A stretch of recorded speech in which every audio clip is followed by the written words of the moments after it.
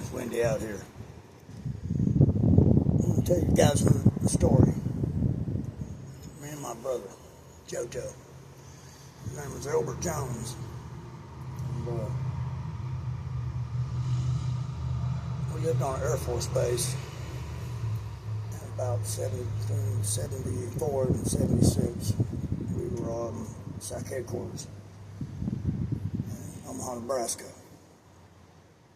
And right there where the front yard was, the flight line was about a mile from there. You could see the planes come in and crash, or sometimes they crashed. But a quarter mile to the right of our home where we lived on base housing, there was this empty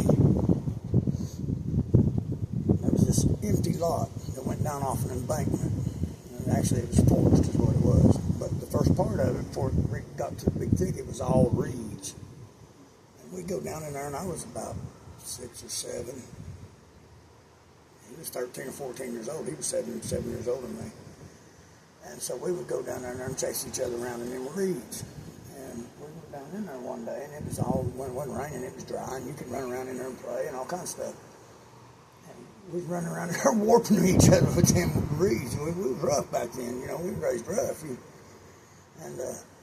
we was warping each other with them reeds, and he found a half of a cast. And I swear, a half, like you put on your leg. And I was just a little boy. Had I been older, I probably would have said, "Ooh, that's been on somebody's leg and their hair," you know. But it's just a half-foot cast, solid white. It wasn't even dirty. That's what was odd. And it had a big Snoopy drawn on it. And it was a perfect Snoopy you ever seen. Somebody knew what they was doing. And it was totally clean. It wasn't dirty. And he found that and took a liking to it. And about the time he was sitting there looking at it, I don't know if anybody's had stories, your Bigfoot, your Goosebumps in the night, whatever, but this is one. Broad daylight though, about noon. Awfulest scream you ever heard come out of them woods up above them reeds. If you ever seen that video of them cops going into the graveyard, and then they hear that awful scream, and they take off running. It's just like that, except it's just an awful witchy scream like you ain't never heard.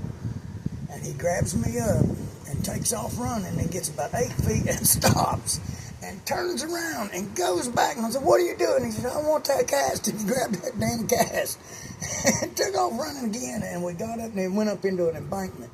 And we tried to get up that embankment. I said, "Turn me loose, I can't get up." And that thing was a scream, whatever it was. It sounded like a freight train coming towards us. And we went up that embankment and climbed up on top. As soon as we got up on top, there was all the rest of the kids. Right in the road.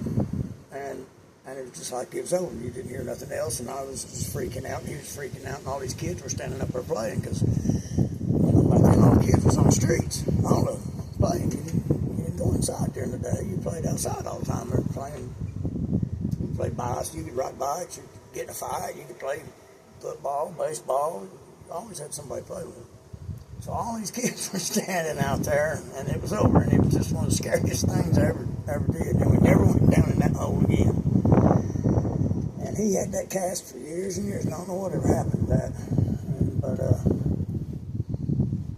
But I seen that video of them cops going in there, and that made me think of that had happened to us when we were young on an Air Force base.